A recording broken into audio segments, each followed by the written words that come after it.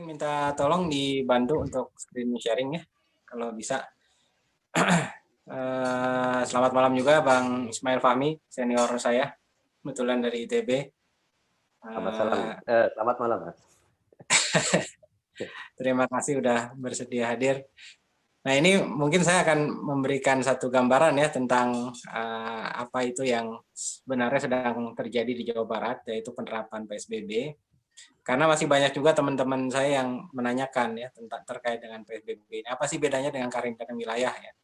Ada junior saya Bambang, ya Kades di Cirebon, dia pingin itu di desanya bisa nggak sih kita bikin lockdown ya di desa gitu. Nah, saya bilang hati-hati Bambang ya, karena tidak ada landasan daerah itu boleh melakukan lockdown atau karantina wilayah. Kenapa? Karena ternyata yang diturunkan itu hanya PP terkait dengan PSBB, yaitu pembatasan sosial berskala besar. Bedanya apa sih? Kalau PSBB itu dia lebih pada pembatasan kegiatan serta peliburan kantor dan sekolah ya, atau fasilitas umum, fasilitas publik lain dan lain sebagainya. Tapi kalau misalkan karantina wilayah, dia lebih pada menjaga garis batas. Jadi yang pertama ditetapkan itu garis batas karantina di awal ya, karantina wilayah mana yang mau dikarantina, lalu kemudian ada penjagaan oleh kepolisian. Jadi tidak boleh ada yang keluar masuk dari wilayah yang telah ditetapkan sebagai karantina wilayah. Nah, lalu kemudian yang menjadi kewajiban pemerintah ketika satu wilayah ini dikarantina, ada kewajiban memberikan kebutuhan dasar bagi seluruh penduduknya serta bagi hewan ternak, ya, pakan hewan ternak. Ini kewajiban yang harus dipenuhi. Kalau di PSBB sudah tidak ada kewajiban. Nah, kalau misalkan kita lihat nanti di turunannya itu di PP lalu kemudian di Peraturan Menteri Kesehatan ya, kewajiban ini diganti dengan upaya untuk meringankan ya, beban bagi mereka yang membutuhkan. Jadi masyarakat berpenghasilan rendah, ya. Lalu kemudian juga ada keluarga PKH ya, itu sama juga keluarga yang berpenghasilan rendah. Lalu kemudian ada kartu prakerja. Jadi memang selektif ya. Ini bagian dari meringankan beban yang terdampak terutama dari yang ekonominya menengah ke bawah. Nah, sedangkan yang lain tidak diberikan satu bantuan oleh pemerintah. Nah, lalu kemudian apa saja yang bisa dilakukan di PSBB ya? Ini ada beberapa poin yang bisa kita lakukan. Pada dasarnya adalah PSBB itu pembatasan. Jadi yang pertama diliburkan sekolah. Lalu tempat-tempat umum seperti mal ya itu bisa ditutup. Lalu kemudian kantor juga bisa diperintahkan untuk diliburkan. Ya. Lalu kemudian kendaraan umum ya ini bisa dibatasi operasionalnya. Jadi dibatasi bukan sama sekali dilarang ya, tapi dibatasi. Misalkan jumlah penumpang dan lain sebagainya tidak boleh penuh di kendaraan tersebut. Lalu kemudian juga kegiatan peribadatan itu dibatasi ya, bahkan dianjurkan untuk ibadah di rumah masing-masing. Termasuk pemakaman juga karena ini bagian dari proses ibadah juga pemakaman itu. Ini dibatasi. Lalu kemudian pergerakan tentara ya. Ini kenapa masuk dalam salah satu poin ya tentara dibahas di sini karena di dalam sejarahnya di tahun 1918 itu ada Spanish flu ya di Amerika nih terjadi karena pergerakan tentara. Nah ini mungkin itu salah satu kenapa masuk ke situ. Nah lalu kemudian yang terakhir adalah kegiatan sosial budaya termasuk demonstrasi ini termasuk kegiatan yang tergolong sosial budaya. Ini tidak boleh ada demonstrasi, konser dan lain sebagainya ini dibatasi. Lalu apa saja yang tidak bisa ya dilakukan melalui PSBB? Nah, ini yang pertama adalah jelas tadi ya, karena dia beda dengan karantina wilayah, dia tidak bisa melarang orang untuk berpindah kota. Nah, dalam hal ini mudik misalnya, dari Jakarta misalkan ingin mudik ke Jawa Tengah, tidak bisa dilarang karena memang tidak ada landasan hukumnya. Landasan hukum itu ada di karantina wilayah. Lalu kemudian juga tidak bisa menghentikan arus kendaraan ya masuk ke wilayah tertentu, masuk ke Jakarta, keluar Jakarta itu tidak bisa dilarang sebetulnya. Lalu kemudian dia tidak ada jaminan ya dari pemerintah bahwa seluruh warga yang terkena dampak ya itu diberikan bantuan. Tadi pemerintah hanya melalui PSBB itu mereka hanya memberikan bantuan kepada yang masyarakat berpenghasilan menengah ke bawah ya. Jadi selektif. Kalau misalkan di karantina itu kan semua mendapatkan bantuan ya dari pemerintah. Kalau sekarang tidak ada jaminan. Nah, lalu kemudian tidak bisa menutup hal-hal yang terkaitan dengan penanggulangan wabah seperti rumah sakit, lab kesehatan, fasilitas kesehatan, terus kemudian ada layanan dasar bagi penduduk, ya. Nah, termasuk juga yang strategis seperti sektor keuangan itu tidak bisa ditutup melalui PSBB. Ada beberapa pengecualian. Artinya tidak semua dalam PSBB itu bisa dihentikan. Nah, lalu kemudian ada pertanyaan tadi sempat dibahas oleh Bang Fahmi ya, Ismail Fahmi. Kan sebelum keluarnya PP PSBB ini sudah ada keputusan dari Anies Baswedan ya terkait dengan social distancing. Lalu setelah keluarnya PP ini apa sih bedanya gitu? Nah, ini yang perlu dipahami, sebelum keluarnya PP, ini semua hanya bersifat edaran himbauan. Jadi ketika ada penutupan kantor, peliburan sekolah, itu antara memang yang dimiliki oleh pemerintah daerah, ya, dalam hal ini Pemprov DKI, dia bisa tutup langsung, atau misalkan kesepakatan dan kesadaran. Jadi yang punya kantor punya kesadaran, ingin mendukung program pemerintah, lalu kemudian dia menutup secara sukarela. Jadi ini sebelum adanya PP. Setelah adanya PP, ini menjadi sebuah aturan yang wajib dilaksanakan. Jadi bagi yang terkena dampak, ya, melalui PP ini, melalui keputusan pemberlakuan PSBB di DKI, maka dia harus menutup kantornya, ya, maupun kegiatan-kegiatan lain. Nah, kalau misalkan tidak dilakukan penutupan atau pembatasan, maka ada sanksi ancaman pidana dalam Undang-Undang Nomor 6 Tahun 2018. Ancamannya itu disebutkan ada penjara 1 tahun, ya, atau hukuman 100 juta rupiah. Ya, ini ada dalam salah satu pasalnya. Ini bagi yang menghalangi atau tidak mau mentaati perintah PSBB. Kalau misalkan sebelum ada PP tidak ada sanksi. Nah, ini yang beda ya. Jadi kondisinya sebelum dan sesudah itu sangat beda. Nah, sekarang kita lihat kondisi DKI ya. Di DKI Jakarta itu kenapa dia ditetapkan sebagai PSBB ya? Salah satunya adalah karena dari jumlah kasus ya. 52% kasus coronavirus yang terjadi di Indonesia itu adanya di DKI Jakarta. Jadi DKI itu ada 2.242 kasus ya. Ini data kemarin ya. Kalau yang sore ini mungkin ada update tambahan baru lagi. Ini jadi menunjukkan memang setengah masalah coronavirus ini adanya di DKI Jakarta, bukan di daerah yang lain. Jadi ini bisa dibilang ini pusat penyebaran dari seluruh Indonesia nih yang paling utamanya adalah di DKI Jakarta. Oleh sebab itulah kenapa memang perlu ada tindakan-tindakan yang lebih yang ekstra dilakukan di DKI Jakarta agar tidak terjadi penyebaran lebih jauh baik di dalam DKI Jakarta sendiri maupun dari DKI keluar DKI.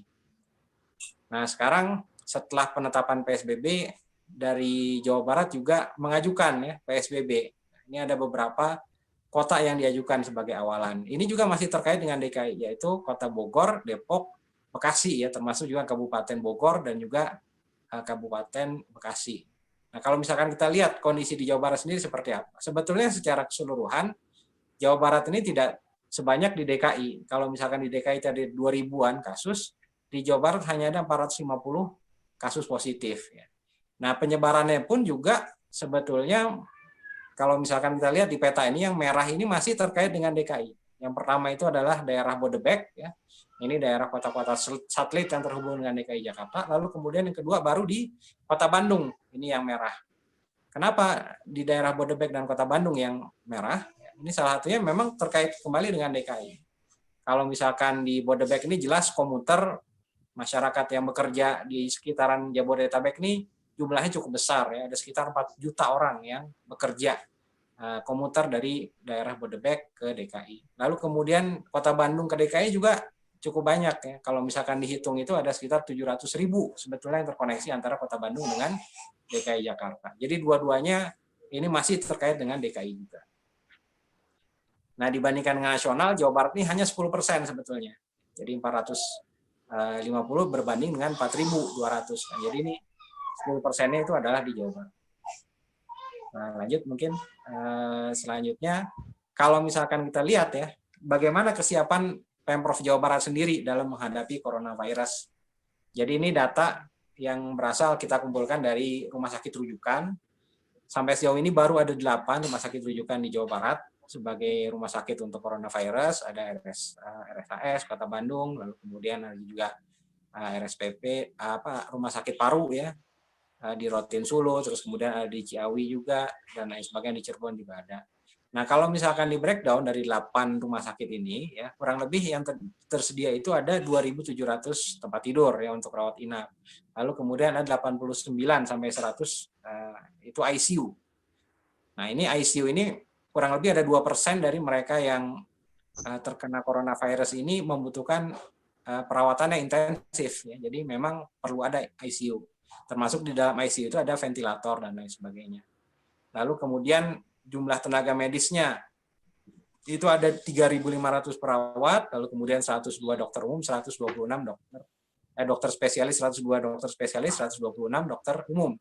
Nah, ini yang mendukung di 8 rumah sakit rujukan itu. Tentu kalau misalkan se-Jawa Barat jumlahnya lebih besar ya, tapi kenapa ini kita bahas dulu yang rujukan? Karena kebijakan pemerintah adalah membatasi yang melayani coronavirus hanya di rumah sakit rujukan. Jadi yang bukan rujukan itu tidak bisa melayani coronavirus. Nah, lalu kemudian seperti apa jadi kondisinya? Kalau misalkan kita perhatikan ya secara lebih jauh. Lanjut di slide selanjutnya. Nah, ini prediksi yang dibuat oleh peneliti dari FKM UI ya. Ini berapa skenario mereka bikin. Saya ambil yang tanpa intervensi, ini yang paling parah, jadi kita tidak melakukan apa-apa, serta yang intervensi maksimal. Kalau intervensi maksimal ini, kalau dalam pandangan kami ini termasuk menerapkan karantina wilayah, lockdown. Nah, kalau kita kan di tengah-tengah sebetulnya. Ini sebagai gambaran aja saya berikan data ini. Jadi tanpa intervensi itu nantinya di puncak coronavirus ini ada 2,5 juta yang akan terpapar. Ini kata FKMUI. Lalu kemudian kalau misalkan dengan intervensi maksimal itu ada 500.000.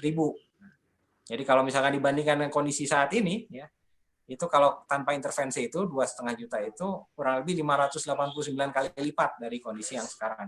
Cukup besar ya, jadi luar biasa. Lalu kemudian yang sekarang kalau misalkan intervensi maksimal itu 117 kali lipat dari kondisi yang sekarang ya. Sekarang kan baru 4 ribuan. Nah, jadi kalau misalkan kita tarik nih ke bulan Mei pertengahan ya, itu apa yang akan kita harus kita siapkan ya. Jadi paling tidak kita butuh 125.000 kamar untuk rawat inap.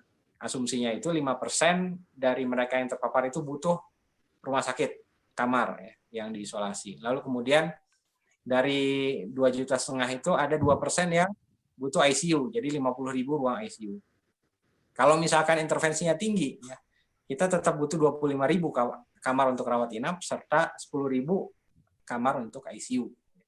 Lalu di Jawa Barat sendiri seperti apa? Prediksi di Jawa Barat ya, karena memang Jawa Barat itu masih di bawah nasional pasti kurang lebihnya ya. Kalau misalkan maksimal itu kita butuh 13.000 kamar untuk rawat inap serta 5.300 ICU. Ini kondisi paling parah.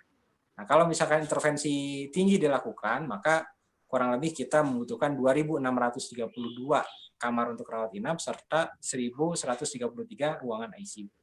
Nah, coba dibandingkan dengan data yang sebelumnya, kita bisa lihat bahwa ternyata masih sangat jauh ya dari apa yang sudah disediakan oleh pemerintah Provinsi Jawa Barat saat ini. Jadi kita paling tidak butuh tambahan rumah sakit rujukan ya, maupun rumah sakit darurat lainnya. Jadi tidak bisa dipenuhi oleh rumah sakit rujukan yang ada saat ini. Nah, lalu kemudian selanjutnya kalau misalkan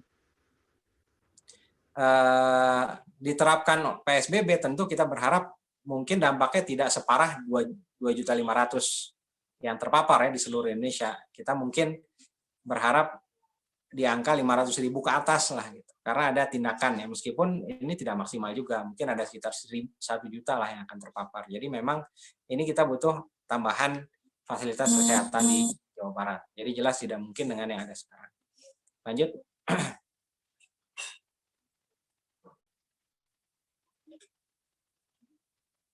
Nah, ini penerapan PSBB yang sekarang diterapkan, ini sudah diputuskan ya.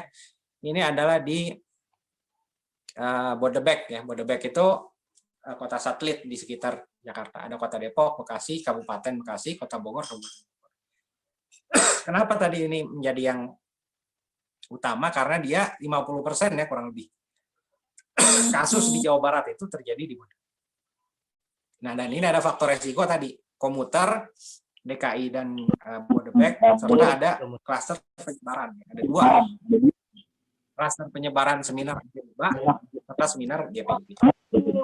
Jadi ini kenapa Bodebek menjadi prioritas penyebaran bukan kota yang lain. Tapi ini cukup besar ya dampak dari PSBB. Nah, lalu kemudian kita lihat di ini yang akan direncanakan oleh Ridwan Kamil ya, Kota Bandung. Nah, ini Kota Bandung, ini area Bandung Raya ya, ada Kota Bandung, Kabupaten Bandung, KBB, Kota Cimahi, dan Sumedang. Kalau misalkan di total kondisinya area Bandung Raya ini sekitar 30% dari kasus yang terjadi di Jawa Barat. Jadi kalau misalkan 2 daerah ini diterapkan, di Bodebek dan juga di Bandung Raya, maka kurang lebih ada 80% ya, positif corona itu kita coba untuk dikonten ya. Jadi 80% kalau misalkan 2 area ini diterapkan. Artinya seharusnya sudah cukup ya memadai dari 2 daerah ini. Meskipun masih ada beberapa resiko ya. Kenapa resiko yang tadi saya katakan ya, karena tidak bisa membatasi orang untuk keluar wilayah, ya tentu pasti dari daerah Jakarta kan ada juga yang langsung misalkan ke Tasik ya, dari Kota Bandung ke Tasik, ini kan tidak bisa dibatasi. Atau misalkan ke Cirebon dan lain sebagainya. Nah, ini yang perlu kita waspadai. Ini kenapa Bandung? Karena tadi ya ini jumlah yang dari Bandung ke Jakarta itu kurang lebih 700.000. Terus kemudian di Bandung juga ada GBI Lembang. Nah, terus bagaimana dengan daerah yang di luar Jawa Barat ya, ini saya coba untuk lihat juga gambaran secara lebih luasnya. Nah, di provinsi-provinsi lain itu jumlahnya memang tidak sebanyak di Jakarta ya, jauh. Lalu kemudian juga kalau misalkan kita bandingkan ya, angkanya juga masih di bawah Jawa Barat ya, misalkan Jawa Timur ya. Kalau Jawa Barat ini 450, Jawa Timur 386 ya. Yang cukup bagusnya di Jawa Timur ini memang jumlah yang sembuhnya cukup besar dibandingkan meninggal. Di Jawa Barat ini yang banyak jumlah meninggalnya dibandingkan yang sembuh. Lalu di Banten, ya ini 281 dan cenderung itu mengumpul di sekitar Tangerang, ya Tangerang Selatan, daerah sama seperti di Jawa Barat, ya di daerah kota-kota satelit di sekitar Jakarta. Kemungkinan PSBB selanjutnya adalah di daerah tersebut, ya Tangerang, Tangerang Selatan yang mengelilingi DKI. Lalu kemudian di Sulawesi Selatan, ini ada 222. Ini salah satu klaster yang muncul salah satunya karena pertama dia pusat bisnis juga ya di Indonesia bagian timur, ya, cukup dekat dengan Jakarta relasinya. Lalu kemudian ada juga faktor dari jamaah tablik ya, klaster jamaah tablik ini yang mengadakan acara juga di Sulawesi Selatan. Jadi ini juga bisa berdampak penyebaran lebih luas juga. Lalu di Jawa Tengah ini baru 200. Nah, ini daerah-daerah ini juga daerah yang menjadi tujuan mudik. Kalau misalkan kita ambil data dari arus mudik tahun lalu, 2019 itu ada sekitar 7,2 juta yang mudik dari DKI Jakarta ke seluruh Indonesia. Ya. Terutama yang paling besar itu tentu di Pulau Jawa, ya Jawa Tengah dan Jawa Timur. Jadi ini kenapa ini bisa jadi opsi daerah-daerah selanjutnya yang perlu menerapkan PSBB untuk bisa bisa mencoba untuk meminimalisir ya penyebaran coronavirus ini. Ini karena tadi, apalagi kita sebentar lagi akan menghadapi mudik, tentu ini butuh penanganan yang ekstra. Meskipun tadi sekali lagi mudik itu tidak bisa dilarang karena memang tidak ada landasan hukumnya sebetulnya. Nah, lalu kemudian ini beberapa catatan juga yang mungkin bisa menjadi pengantar ya terakhir sebelum kita diskusi. Nah, ini pertama sebetulnya ya kalau dari pandangan kami PSBB itu sebetulnya bukan opsi yang dipilih antara PSBB atau karantina wilayah, karena dua-duanya itu dalam undang-undang sifatnya bisa komplementer sebetulnya. Jadi dia di dalam kotanya dilakukan PSBB, lalu kemudian kotanya sendiri bisa dikarantina sebetulnya. Jadi dua-duanya ini sebetulnya bukan saling menggantikan, tapi dia bisa saling komplementer tergantung kondisi. Nah, sayangnya yang baru diturunkan adalah PP terkait dengan PSBB. Jadi kenapa karantina wilayah belum bisa dilakukan? Karena memang belum diturunkan aturan hukum yang bisa memungkinkan itu. Makanya Jakarta itu ditolak karena tidak ada landasannya. Ya. Dari UU tidak bisa langsung menjadi sebuah keputusan. Lalu kemudian meskipun sudah ada PSBB pun, karena ini bukan tindakan maksimal, maka kita bisa berharap atau kita berdoa ya, semoga tidak terjadi. Ini akan di atas 500.000 yang terpapar. Jadi agak susah di bawah 500.000 secara keseluruhan. Nah, artinya memang ini kita butuh penanganan ekstra ya, nantinya. Lalu kemudian kalau misalkan demikian, maka ini yang catatan khusus untuk Jawa Barat, karena saya mencoba untuk mengolah dari data Paskes di Jawa Barat, kita butuh memang tambahan fasilitas kesehatan ya di Jawa Barat. Karena dari sisi ICU, dari sisi rawat inap, jelas tidak memungkinkan. Jadi dia bisa mengambil rumah sakit lain mungkin. Ada kabar terakhir itu dari BUMN ya, ada rumah sakit Pertamina di Cirebon, itu mau dijadikan rumah sakit rujukan juga. Nah ini langkah-langkah ini memang dibutuhkan karena memang ini daerah yang membutuhkan banyak fasilitas kesehatan sebagai tambahan. Nah lalu kemudian yang terakhir ini juga yang tambahan tadi ya terkait dengan rumah sakit rujukan. Nah ini harapannya memang ya kita berharap tentu tidak sampai ke kondisi terburuk ya. Nah tapi memang ini butuh kesadaran masing-masing dari kita sendiri juga untuk bisa melakukan pembatasan sosial. Karena tadi kita tidak bisa seluruhnya berharap kepada pemerintah karena yang diturunkan hanya di PSBB saja. Mungkin itu dari saya. Nah, sebelum kita diskusi lebih jauh, kalau misalkan tadi disambungkan dengan Bang Ismail Fahmi, jelas ini peranan kepala daerah juga penting ya dalam bisa mengajak warga karena memang dalam PSBB ini tindakan atau payung hukum yang disediakan memang tidak maksimal ya. Kayak tadi mudik, ini kan perlu juga dari kepala daerah mengajak misalkan tidak mudik ya. Lalu kemudian dari pemimpin agama juga ya terkait dengan mudik, bagaimana bisa membatasi itu supaya tidak terjadi. Ini mungkin beberapa tambahan yang perlu kita upayakan supaya angka penyebaran COVID ini bisa kita redam. Mungkin itu dari saya, Cak Zak, saya kembalikan.